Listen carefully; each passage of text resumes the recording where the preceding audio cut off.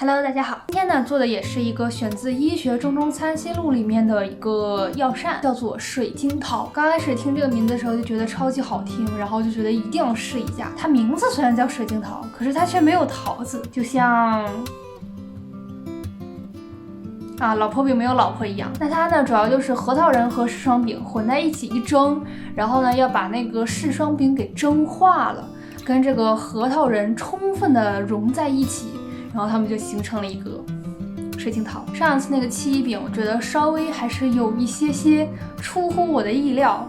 然后呢，这次我就选了一个非常平和的一个药膳，绝对不会拉肚子的。看它上面写的是以治孺子尤佳，我应该比孺子强一些吧，所以这回肯定是可以的。本来最开始呢想做的药膳就是这个水晶桃，因为它这个名字真的非常吸引我。But 当我非常兴冲冲的去超市买这个柿霜饼的时候因为我平时其实不怎么吃这个柿霜饼，然后也不知道它长什么样子。之前还专门看过一个纪录片，说里边这个白霜呢是它这个发酵之后产生的什么一些结晶的物体。然后呢我就觉得有这个白霜很正常嘛，我就挑了一个，随便挑了一个，拿回家一拆开一闻，这一股酒味真不错，才发现那个白霜是发霉了，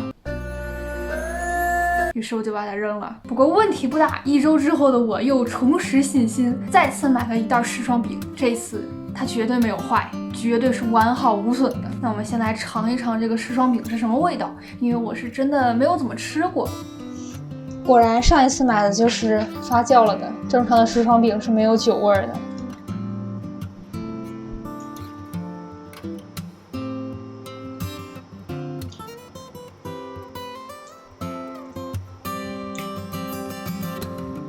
外面这一层皮是有点硬的，很脆的感觉，里面呢是那种沙沙的，特别软的。咋说呢？我觉得喜欢吃这个的人肯定特别喜欢，但是接受不了这种口感的人肯定非常不喜欢。因为我第一次吃嘛，我还需要接受一段时间。那我就继续往下做。刚刚临时被我妈派了一个任务，我要把这个麦芽糖倒到膏肓里去，先把它弄完吧，然后再切那个柿饼，再做我的水晶桃。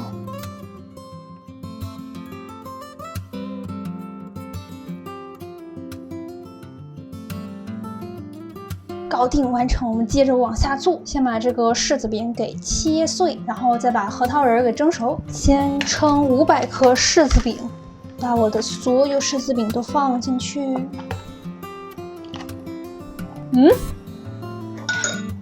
朋友们，我发现一个特别严重的事情，我把我买的所有的柿子饼都放进去了，可是它只有382克，这可怎么办呀？那我们就减量，我们就做382克的柿子饼加382克的核桃仁。我可真是太机智了，是时候展现一下我这个高超的这个刀工了。不瞒大家说，我也是久经风霜呀。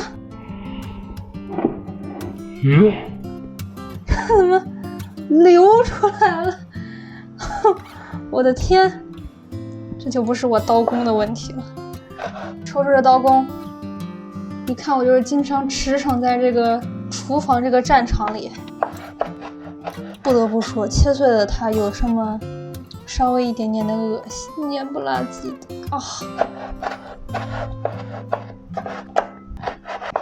完成。斥巨资买了一袋核桃仁，刚刚是多少来着的？398还是389呀？天哪，我给忘了。没关系，我觉得这一袋，天哪，这个核桃仁只有246，那岂不是说，那应该按最少的来算，这个246，应该这个也是246，所以呢，这个我刚刚有100多克白切了没事，我们把它再拿出来就行了。然后呢，现在是先把它给蒸熟，现在我们把核桃仁搁进去，蒸熟它，连火。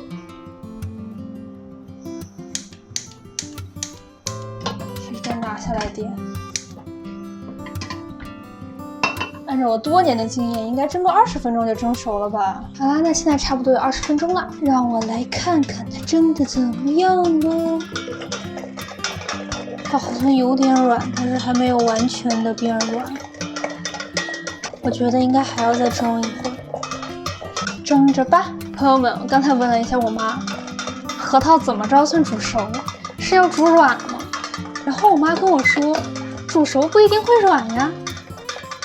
那我觉得它应该熟了。管它呢，我觉得它熟了。然后把那个柿子饼搁进去，让它们一起煮就行了。是直接扔进去就行了吧？那我就直接扔了。我已经把这个柿子饼改成了238克，让它跟这个核桃的重量是一样的。我刚刚核桃应该称的是238吧。欧科，他们需不需要搅拌一下呀？和吧。不知道我在做些什么的人，可能我在网上查说，据说要蒸3-4个小时。开始计时，朋友们，我发现了一个非常深刻的问题，它水烧干了。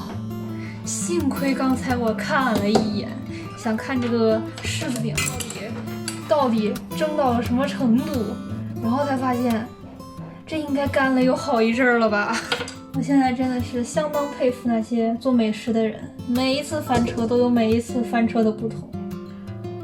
这个水怎么跨过这个碗倒到最底下呢？还要把这个拿出来吗？哎呀，真的是这烧的够干的哈。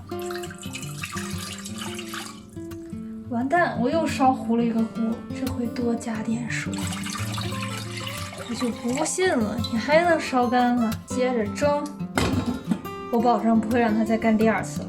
现在是晚上7点，我是大概3点多钟的时候蒸的，也就是说它应该蒸了有4个多小时。But 你们可以看到这个柿子饼，它就是颜色变深了。大家可以看到这个核桃，我这么一掰，它已经可以非常软的被我给掰动了，掰开了。我打算今天就差不多蒸到这里吧，先尝一尝它什么味道。我觉得这个煮这个就是超级容易干，我光煮这个就已经烧干了3次。哎，可能也是我的问题。看这个锅底还隐约有我烧干了的印记。真的，朋友们，非常严重的一个事故啊！我在蒸这个核桃的时候，不是烧干了3次锅吗？然后呢，我就往里面加水。加水的时候呢，这个盆和这个锅的之间的空隙太过于小，以至于我加水的时候一不小心就倒到了这个盆里。然后吧，现在这个里面就是好多水，它应该还是好的，能吃的，问题应该不大。蒸了4个小时，终于可以吃了。为什么它看起来如此没有食欲？它如漆黑的夜一般黑得发亮。为了让我自己能够吃得下去这个东西，特意买了一个肉夹馍一起配着吃，太香了这个肉夹馍。那我还是先吃几口这个吧。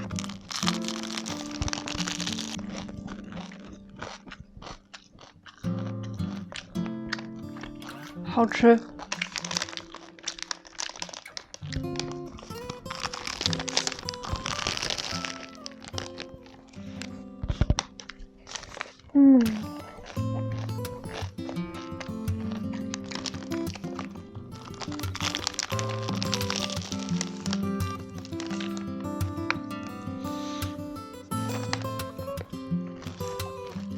太好吃了！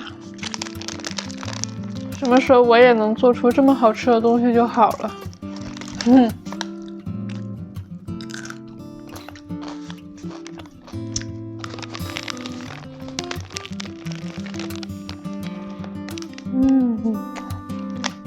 好好吃！好了，美好时间怎么度过的那么快？我们终于还是要尝这个东西了。我挑一个。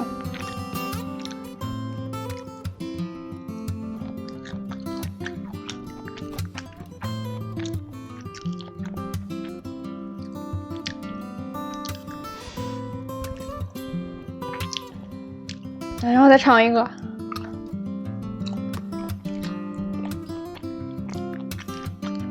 这个味道呢，就是核桃的味道加上柿子饼的味道。然后呢，因为可能我也没有把它2个融为一体，还是分开的。但是呢，也是有部分相融，所以呢，这就是核桃里面有柿子饼的味道。但是吧，这个味道很淡，非常淡，淡淡的让你有点尝不出来。然后这个核桃呢，就是非常软，就是怎么说呢？如果是要给小孩当零食吃的话，我建议多加糖。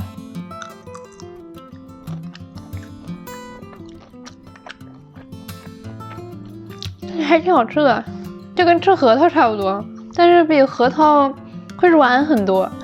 然后呢，这个味道呢会加一点点柿饼的味道，可能是因为我蒸的时间还不够多，它可能应该起码得5、6个小时之类的。然后呢，把它就是蒸到，把那个蒸的2个的味道完全融在一起，那个味道应该还可以，好吃，还可以，起码它不难吃，对吧？相比之下，我觉得人类的食物是真的好吃，还吃这个吧。真的，我觉得其实药膳呢不一定非要专门的去做，我们平时吃的饭呢也算是一种药膳。像比如蔬菜类的东西呢，在食谱上都是偏凉的，那都是可以降火呀、清热呀，都是非常好的，而且可以清理肠道呀。像这种肉呀，把它久煮之后煮那个汤汁，然后滋补效果也是非常好的。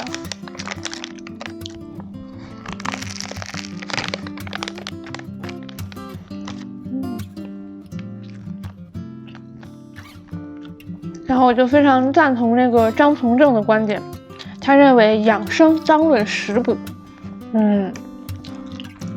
非常好的观点。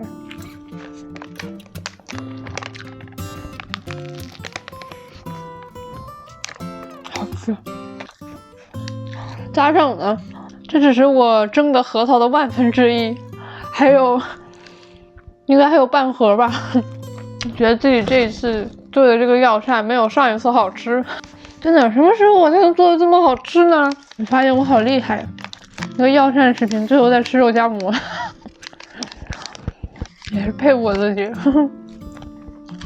主要是这个味道真的是让人难以琢磨，这个凉就不好吃了，这个就得放凉吃，所以呢就得先吃这个。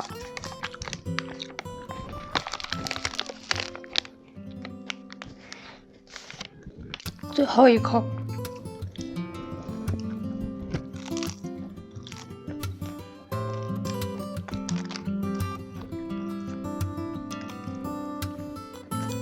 太香了！这个吃，这以后就是我的目标，何年何月才能做成这样？我相信我可以的。那今天的药膳，我给它评分呢？其实它也不算难吃，但也不算好吃，就还可以接受，9分。